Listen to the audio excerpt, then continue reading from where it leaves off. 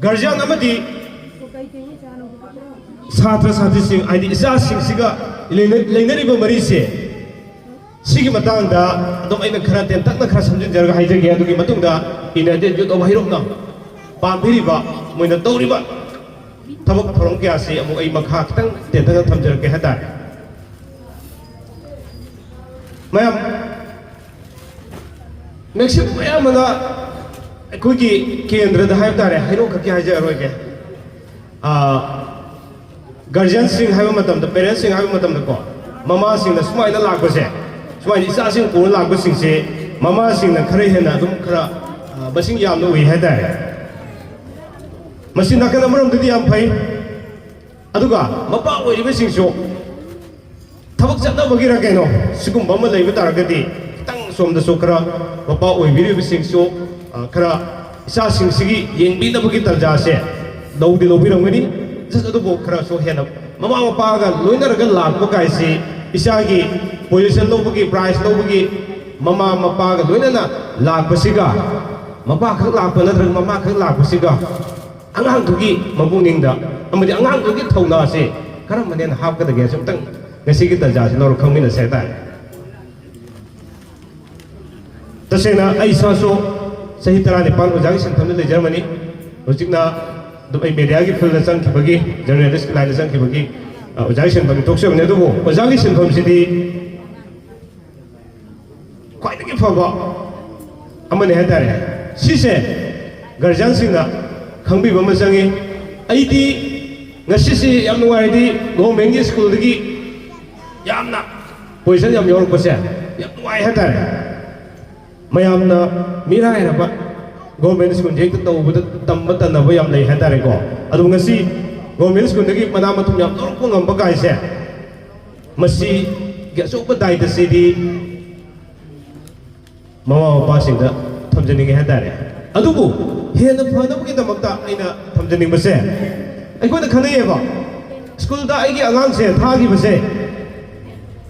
Igi Alang say, Adomadong is asking say school at Hagi Base. Pung could Marisi Manukshida school da was asking another city just only 6 hours. Kakta Limhuri Pung could Marisi Manukshida Pung Turku was asking Unabaki Legre Limhuri Matam City maximum I have a mama passing and winner Bunga and Heta. Adubo I quick city that Tabak Shubaki, Tabak Shubas and Nabaki, don't even my arms in Sida. Pung kun Marisi Manung Sida Ai Sase No Magi Manunda Kayamata workshop Yamdan Mama the Tragam Mapa I need to give Manatako Lahelaga Larik Pahan Magi Sanabi Samutan Tobio Haidar Mama Mapado Larik Haidasuno Moida Hangapado Kantragaso Azada Hangabasi Swan and Hangam they had to hype you Haidare I question I guess as a Piniba Angang say Yumda, let it go. Hide Hameva. Magi Manaka the minute Manato said, visit Tande Hedare. I do the Maram Morganda. I say, like Pahaniva, I the Pahaniva Lacto. Is other young mind the consideration load of bar, but later Hedare. Punkaito or so, Minitata or so. No Magi Punk Marisi Manusida, Mama Moina, Papa Moina. I inaxida. Oh, Macto boy, get any like it. Pahan be Hoydare, sit down, Mama, Mapa Moina. To be Hoydarico. Madame D. I am not a Hijavan. I quit is a assembly. Among assembly, don't give you a training. Mahuising say, come the same with the Geva. School dull, a public school dull like Tamangre, boarding the Tamgre, Haiduna, Equina. Light hooked on the lake with dark at this. I don't have a Makuidina Turin Yarubi seal never. Turin seal the seal said. Later, I didn't go to see more when he had that. To me, go. Sidishida, a quick along shelves have a target. Turin the Laira, a city. School Bubiribo was asking no place, no haba. I took a Laira, a city. Mamma Bauri, the Queen Oiseva. I see not as soon as the gun to go. I quick don't the Horoko de Valang said, a ruby sin is so the Selan is at that. She did later, I may Kai give up. ꯑꯩꯈꯣꯏꯅ side ꯑꯃꯗ ꯌꯦꯡꯁꯤꯟꯗꯕ ꯍꯥꯏꯁꯦ ꯂꯩꯔꯥꯏ ꯑꯃ ꯀꯥꯏꯔꯛꯇꯣꯏꯅꯦ ꯍꯥꯏꯇꯥꯔꯦ ꯀꯥꯏꯕ ꯖꯒꯥꯗꯨꯗ ꯐꯠꯇꯕ ꯆꯪꯁꯤꯟꯈꯤꯗꯣꯏꯅꯦ ꯆꯨꯝꯃꯤꯀꯣ ꯑꯗꯨꯒ ꯑꯩꯒꯤ ꯕꯣꯔꯗꯤꯡꯗ ꯊꯝꯈ꯭ꯔꯦ ꯁ꯭ꯀꯨꯜ ꯑꯐꯕ ꯕꯣꯔꯗꯤꯡꯗ ꯊꯝꯈ꯭ꯔꯦ ꯑꯗꯨꯅ ꯆꯥꯎꯊꯣꯛꯆꯔꯒ ꯂꯩꯖꯕ ꯍꯥꯏꯇꯥꯔꯦ ꯁꯤꯁꯨ ꯐꯠꯇꯦ ꯁ꯭ꯀꯨꯜꯗꯨꯗ ꯀꯔꯤ ꯇꯧꯔꯤ ꯍꯥꯏꯁꯦ ꯃꯃꯥ ꯃꯄꯥ ꯑꯣꯏꯅ ꯌꯦꯡꯁꯤꯟꯕꯤꯌꯨ ꯍꯥꯏꯇꯥꯔꯦ ꯑꯩꯒꯤ ꯂꯧꯐꯝꯁꯦ ꯑꯩ ꯂꯧ ꯄꯔꯤ ꯑꯃ ꯎꯔꯒ ꯑꯐꯕ ꯄꯣꯠꯊꯣꯛ ꯐꯕ ꯐꯧ ꯑꯃ ꯊꯥꯕ ꯇꯥꯔꯒꯁꯨ ꯂꯧꯗꯨꯗ ꯂꯧꯕꯨ ꯑꯣꯏꯔꯤꯕ ꯑꯩꯅ ꯆꯥꯡ ꯅꯥꯏꯅ ꯌꯦꯡꯕꯤꯗꯕ ꯇꯥꯔꯒꯗꯤ ꯇꯥꯍꯟꯅꯤꯡꯗꯕ ꯇꯤꯟꯁꯨ ꯌꯥꯝ ꯇꯥꯔꯛꯀꯅꯦꯕ ꯑꯗꯨꯅ ꯃꯔꯝ ꯑꯣꯏꯔꯀꯥꯟꯁꯤꯗ ꯆꯥꯡ ꯅꯥꯏꯅ ꯀꯔꯤ ꯇꯧꯔꯤ ꯍꯥꯏꯕꯁꯤ ꯑꯩꯈꯣꯏ ꯀꯨꯞꯅ ꯌꯦꯡꯁꯤꯟꯕꯤꯕꯁꯤ ꯌꯥꯝ ꯗꯔꯀꯥꯔ ꯂꯩ ꯁꯤꯅꯤꯗ ꯑꯩꯅ ꯒꯥꯔꯖꯤꯌꯟꯁꯤꯡꯅ ꯉꯁꯤ ꯂꯦꯡꯕꯤꯔꯤꯕꯁꯤꯡꯁꯤꯗ ꯑꯄꯤꯜ ꯇꯧꯖꯔꯤꯗꯤꯀꯣ ꯑꯩꯈꯣꯏ ꯁꯦꯝꯁꯦ ꯍꯥꯏꯕꯅꯦ ꯃꯁꯤꯅꯤ ꯏꯅꯔꯖꯤꯗꯨ ꯍꯩꯔꯣꯛꯅ ꯄꯥꯝꯃꯤꯕ ꯄꯥꯟꯗꯝꯁꯤ ꯑꯗꯨꯅ ꯒꯥꯔꯖꯤꯌꯟꯁꯤꯡ ꯑꯩꯈꯣꯏ ꯏꯆꯥ ꯁꯦꯝꯁꯤ ꯍꯧꯖꯤꯛꯀꯤ ꯃꯇꯝꯁꯤꯗꯤ ꯉꯁꯤ ꯑꯉꯥꯡꯁꯤꯡ ꯑꯁꯤꯅ ꯄꯣꯖꯤꯁꯟ ꯂꯧꯔꯛꯄ ꯃꯇꯝꯗ ꯃꯈꯣꯏꯗ ꯅꯨꯡꯉꯥꯏꯒꯗꯕ ꯁꯤꯒꯤ ꯇꯥꯟꯖꯥꯁꯦ ꯍꯌꯦꯡ ꯃꯊꯪꯒꯤ ꯌꯥꯎꯕ ꯃꯇꯝꯗ ꯄꯣꯖꯤꯁꯟ ꯂꯧꯔꯛꯇ꯭ꯔꯦ ꯍꯥꯏꯗꯨꯅ ꯑꯉꯥꯡꯁꯤꯡꯁꯤꯗ ꯃꯣꯔꯦꯜ ꯗꯥꯎꯟ ꯆꯠꯍꯟꯕꯁꯦ ꯒꯥꯔꯖꯤꯌꯟꯁꯤꯡ ꯍꯦꯛ ꯍꯦꯛ ꯇꯧꯕꯁꯨ ꯊꯦꯡꯅꯩ ꯍꯥꯏꯇꯥꯔꯦ ꯃꯗꯨ ꯅꯝꯕꯔ 1 ꯑꯁꯣꯏꯕꯅꯤ ꯄꯣꯖꯤꯁꯟ ꯂꯧꯔꯤ ꯃꯇꯝꯗꯅ ꯍꯔꯥꯎꯕ ꯂꯧꯔꯛꯇ꯭ꯔ ꯃꯇꯝꯗꯅ ꯅꯪ ꯀꯟꯅ ꯍꯣꯠꯅꯗꯕꯩꯅꯦ ꯍꯣꯠꯅꯕ ꯋꯥꯠꯄꯩꯅꯦ ꯑꯄꯥꯎ ꯍꯥꯏꯗꯤ ꯌꯥꯗꯦ ꯍꯥꯏꯕꯅꯆꯤꯡꯕꯁꯦ ꯌꯥꯝ ꯇꯠꯇꯅ ꯊꯦꯡꯅꯩ ꯍꯥꯏꯇꯥꯔꯦ ꯃꯇꯝ ꯈꯨꯗꯤꯡꯃꯛꯇ ꯑꯩꯈꯣꯏ ꯑꯉꯥꯡꯁꯤꯡꯁꯦ ꯐꯦꯜ ꯇꯥꯕ ꯑꯉꯥꯡꯗ ꯐꯥꯎꯗꯅ ꯄꯨꯛꯅꯤꯡ ꯃꯇꯧ ꯀꯔꯝꯅ ꯑꯩꯈꯣꯏꯅ ꯊꯣꯛꯀꯗꯒꯦ ꯍꯥꯏꯁꯦ ꯑꯩꯈꯣꯏꯅ ꯈꯟꯊꯐꯝ ꯊꯣꯛꯑꯦ ꯍꯥꯏꯇꯥꯔꯦ ꯑꯩꯈꯣꯏ ꯁꯤꯒꯤ ꯂꯥꯏꯔꯤꯛ ꯀꯩꯅꯣꯁꯤꯒꯤ ꯕꯥꯏꯍꯥꯠ ꯈꯛ ꯇꯧꯕꯒꯤ ꯆꯠꯅꯕꯤ ꯑꯃꯒ ꯂꯩ ꯍꯥꯏꯇꯥꯔꯦꯀꯣ ꯇꯝꯃꯤꯕ ꯂꯥꯏꯔꯤꯛꯇꯣ ꯑꯩ ꯆꯦꯞꯇꯔ 1ꯗ ꯇꯝꯃꯤꯕ ꯂꯥꯏꯔꯤꯛꯇꯣ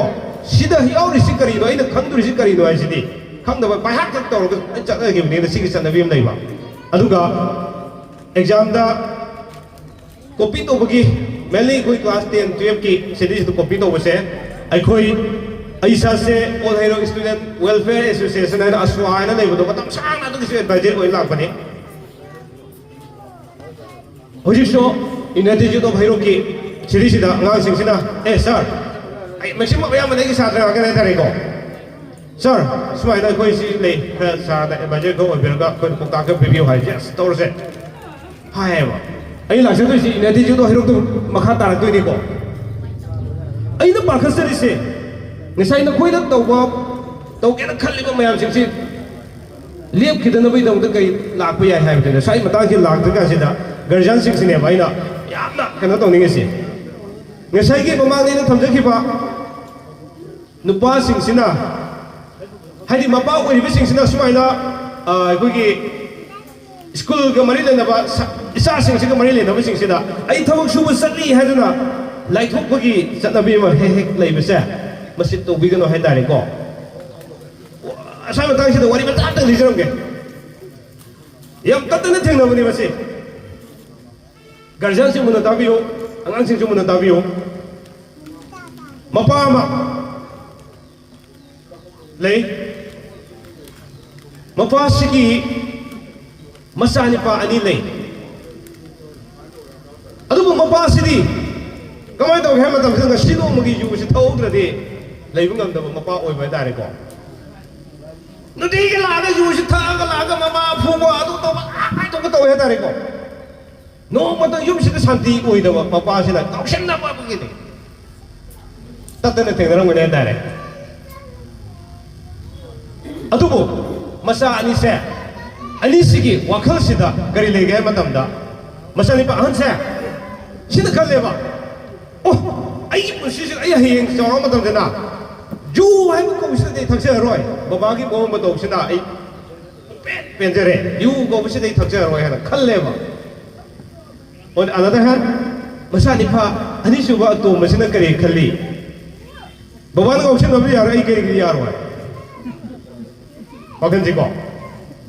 ꯑꯦ ꯍꯥꯏꯔꯨꯔꯁꯨ ꯅꯪꯕꯨ ꯉꯥꯎꯁꯤꯟꯅꯕ ꯈꯔ ꯍꯜꯂꯨꯅꯦ ꯍꯥꯏꯕꯁꯦ ꯕꯕꯥꯅ ꯇꯧꯕꯗꯤ ꯌꯥꯔꯒ ꯕꯕꯥ ꯅꯪꯅ ꯀꯌꯥꯝ ꯒ꯭ꯌꯥꯟ ꯇꯥꯔꯒ ꯁꯤꯅꯤꯀꯣ ꯅꯪ ꯑꯉꯥꯡꯁꯤꯡ ꯃꯨꯟꯅ ꯇꯥꯎꯀꯣ ꯑꯉꯥꯡ ꯑꯅꯤꯁꯤꯒꯤ ꯋꯥꯈꯜꯂꯣꯟꯗ ꯌꯦꯡꯉꯣꯀꯣ ꯑꯃꯅ ꯄꯣꯖꯤꯇꯤꯚ ꯃꯥꯏꯟꯁꯦꯠꯅ ꯂꯩꯔꯤꯁꯤ ꯑꯃꯅ ꯅꯦꯒꯦꯇꯤꯚ ꯃꯥꯏꯟꯁꯦꯠꯅꯦꯕ ꯉꯁꯥꯏ ꯕꯕꯥꯅ ꯇꯧꯔꯤꯕ ꯐꯠꯇꯕ ꯃꯌꯥꯝꯁꯤꯡꯗꯣ ꯃꯗꯨ ꯎꯕꯗꯒꯤ masih tabak cepat tahu ni anak besar ni pahan tu di positif pun dah bagi kena tu low gram ya iko adu ga besar ni pak tu tu di bapa nak si ipa buk thai ne kada ko si ni na thak kada ne dan bri la sam no bhai tu ne yu si di chan na thak kada na te ne ko bum ga si ko adom ne ko je la pai da ne ko adu ga ngausin ne ha da ne ani si laikai ki club ki secretary na ani si kaushal la kan si da hange ba masani pa tu mangausin na ba do adu da hange ba kari hange ba tam da nang da sham na ngausin ne si ka hui no si ne ba masani pa tu mangausin na na ha ba baban to holi ne na kan number am da mo masani pa han do sa hange ko ibungo nang da sham na gyan da re sha laikai si da nang gyan da ba le ti ne adu pa re da kamai te no nang si bo na mana so hari yo kari hai koi baban to holi ne na same answer wonderful ngausin dari da so hangu matam da baban to holi ne hai gyan da ba ju ngausin na ba se kwai da gyan da ba ngausin na ba le dra ba masa ne pa han so hangu matam da baban to holi ne hai ba wakan jam di yang biyo ko angang sing yai ko phat da ba thabak che baban to mu da ra so ai da sum to roi ha ba si ga baban to ba phat da ba thabak se ai sum to ngeng ni ha ba si ga angang sing karam da pam ke ha apa khan ba da pam dro phat da ba du di na mo ndo ke do ne negative hai ba se usida ai koi na mama pa sing so khan bi ro negative hai ba se ko lap na thambio hai da re negative se ko ne khali ma khai negative hai ba se ko ne khali ma khai ai koi gi mai thi na ba gi lambi ro adum naksil da ne hai da re yari ko aduna mama pa oi bem sing na si ki thorom si ta ga lojara ga ko gi foundation de si da bang thui ba mana matum yu thok ki thorom se ngasi phangi ba mak to adu de gi next time de si di he na phangani hai na khalo ba yai ko yang bang thoro kini district level ni se bang thoro kini united youth of hairo tumina lebi ara ro ni jikti saphong na bani na ha na ding sai ko gi respective pradhan hai biram dro united youth of kadai de leinu khang de ta di ta ra ga kai leinu inak tak le ram hai dro hojik de saphong le ba ha to foundation de si da united youth of hairo se saphong na bani na tumil lebi ara ro ba khato ra de ba dor de si kana ge de makta number 1 humanity service awa batar ba siri sida karam na mateng pang ba ge do sai kino address thambiram ba ne ba yam nu siri se advisory oina leijeri ba khoi ni de hauraga member khudi ma sing se masagi to lop sa ba ne ha ba se ama phuk yaw da ba member ngakta masagi suba ngamna ngam da hona jabu ngakta hajira suba yawri yam nu siri se de biyo ko ngasi man hajira suba se tha ba gi ai na phangi ba khusuma du da gi tha ma da inda de ju hero ke na pa yang khai da or se share to ro pulli batim de irai lai batim na de ba makoi gi wakan kari le ram de biyo soi matang se de sai na inda de ju hero ki membership ta bi wa se mamang de na chhatra ki sangsam ni sai na ming panjak ki bo ke apne be do ko chhatra sangsam le ri ko organization ko ne yorok matam se da na sing je hero ki oina smai na hogulai ba jut sing chhatra organization sing je ai ga ya maximum ayam yo le jakmi na re thamasa gi thabak tau dringi matam da awa ba se de ri matam da si u ba makoi sing du ki manong da thabak phangra ka se dai tare ko thabak phangra to observe ka na di ngai moi da khalam thabak sing do lap thor pa gi thabak ma he u ba tare masi ma di united youth of hairo da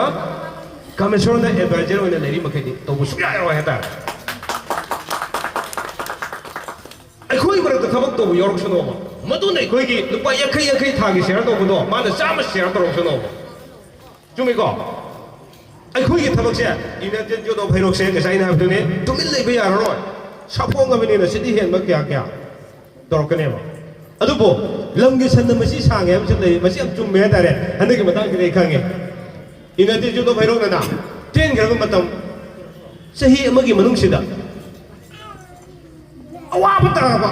mayam de khan bi ram ni hairo manung da ka mateng pang ne kan khan bi ram ni ko united youth of hairo se hairo manung da khangbi da ba mayam ma yaw ba ta ga so manipur sin mutung na united youth of hairo khang da ba lai tra ba ne ꯃꯔꯝꯗꯤ ꯏꯀꯨꯏ ꯀꯨꯏꯗꯅ ꯀꯦꯟꯗ꯭ꯔꯁꯤꯗꯒꯤ ꯂꯥꯟꯊꯣꯛꯑꯀꯥꯟꯁꯤꯗ ꯊꯧꯕꯥꯜ ꯗꯤꯁꯇ꯭ꯔꯤꯛꯇꯒꯤ ꯂꯥꯟꯊꯣꯛꯑꯀꯥꯟꯁꯤꯗ ꯑꯋꯥꯕ ꯇꯥꯔꯕ ꯃꯣꯏꯒꯤ ꯂꯝꯒꯤ elected ꯄꯥꯔꯁꯟꯁꯤꯡꯅ ꯐꯥꯎꯗ ꯃꯥ ꯂꯩꯔꯤ ꯍꯥꯏꯕꯁꯤ ꯈꯪꯕꯤꯔꯝꯗꯕ ꯍꯥꯏꯇꯥꯔꯦꯀꯣ ꯏꯟꯗꯤꯌꯥ ꯖꯣꯟ ꯑꯣꯐ ꯍꯩꯔꯣꯛꯀꯤ ꯃꯦꯝꯕꯔꯁꯤꯡꯁꯤ ꯏꯔꯥꯏ ꯂꯥꯏꯕ ꯅꯠꯇꯦ ꯀꯗꯥꯏꯗꯒꯤ ꯀꯃꯥꯏ ꯎꯔꯨꯔꯤꯅꯣ ꯈꯪꯗꯦ ꯆꯪꯁꯤꯜꯂꯒ ꯍꯥꯔꯠ ꯄꯦꯁꯦꯟ ꯑꯃꯕꯨ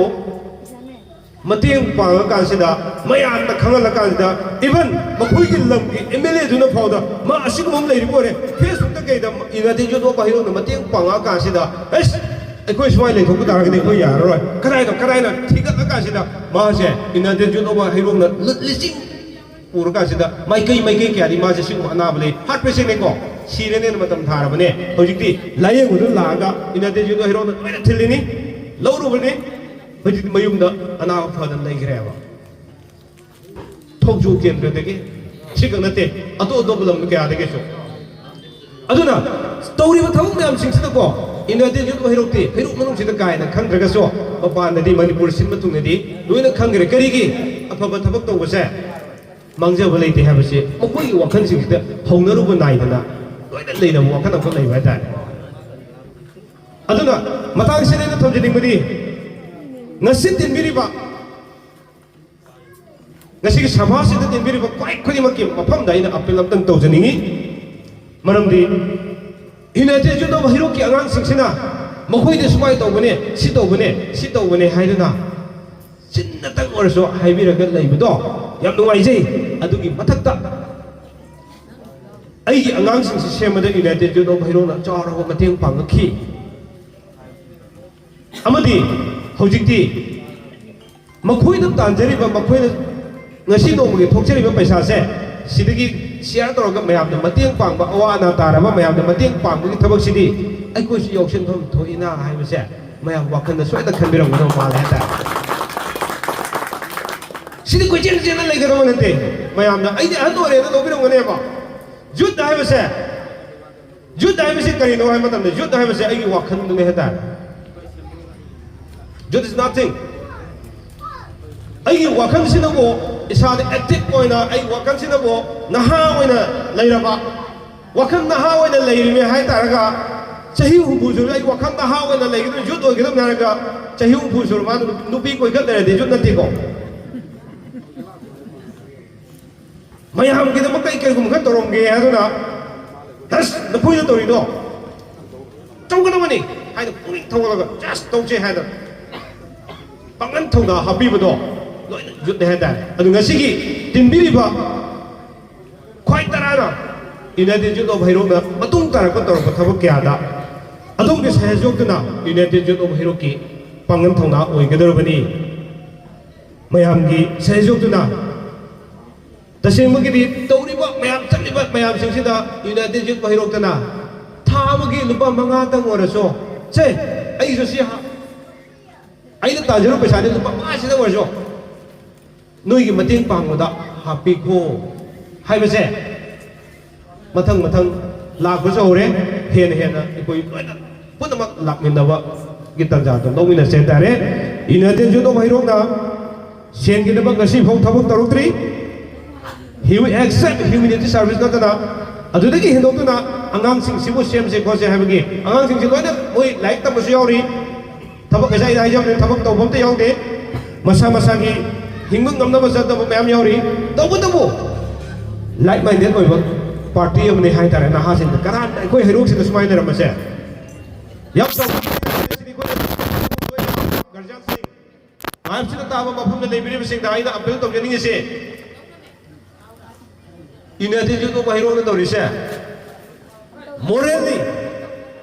or financially mangam to morally ta korso mayam ki support to maduna jut sing sigi thongna to hap ka dare bane ba aduna aina ngasi sigi line sidi yaw da ba ga so mayam ke mateng pamde noi ki mateng pam do pa manga sidi ko so se aina ta jarum ne happy ko ha do maduna lupa manga do na mi magi pusi kan dare ne ha tare adai koi sidi sida share to giri se ai koi mas awa yam yauri yum biu ko United Jut of Hero ki sidi sida ngasi member sing sida ngasi han ko ba sidi sida khudum ko pira da khurum jadan torise mayumdaso magi mapu leinabasu yawi leinadabasu yawi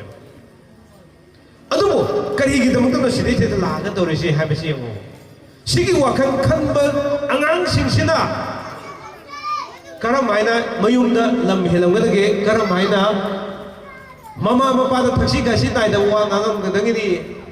ngangam gadange habido khanbiyo kasi oiroi do bane adoi targidi ai isasi phange thaksi gasi leina mayam ki afaba thabak thorom singsina aijo angang singse tung ilhalaga sida afaba wakalon singse pusilange ngasai ki positive mindset to lehenge hab targadi united juno hirokta adum chakni nari singde tung ilhan biyo ka sukai de ta